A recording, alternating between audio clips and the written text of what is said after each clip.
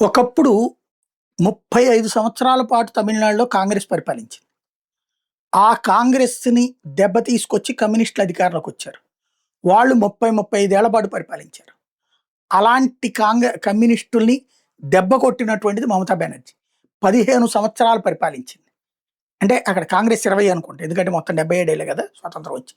కా ఇక్కడ కమ్యూనిస్టులు 30 సంవత్సరాల దాకా పరిపాలించాక ఇప్పుడు మమతా బెనర్జీకొచ్చింది. ఈవిడో 30 ఏళ్ళు పరిపాలించగలమనుకుంది. తీరా చూస్తే 15 సంవత్సరాల దగ్గర అయిపోయింది.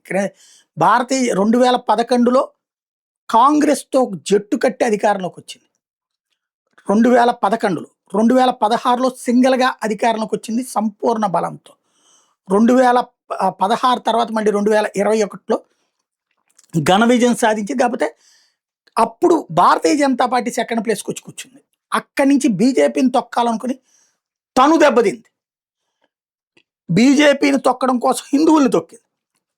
బీజేపీని నాశనం చేయడం కోసం కాంగ్రెస్‌తో జట్టు కట్టింది. అదే ఆవిడికి అతిపెద్ద మైనస్.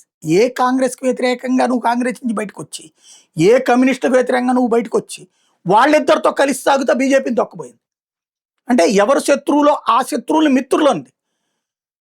అంతకుముందు బీజేపీ ప్రోత్సాహంతోనే మమత ముందుకెళ్ళింది. ఆ బీజేపీని శత్రువు చేసుకుంది. ఫలితం అంతవరకు బానే ఉంది.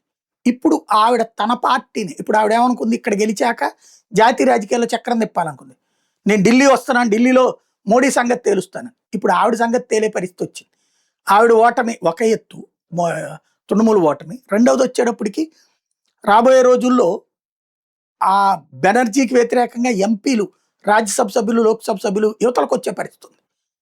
దాన్ని కాపాడుకోవాలి, పార్టీని కాపాడుకోవాలి. రాబోయే రోజుల్లో అది పెద్ద సమస్య అవుతుంది మమతా బెనర్జీకి.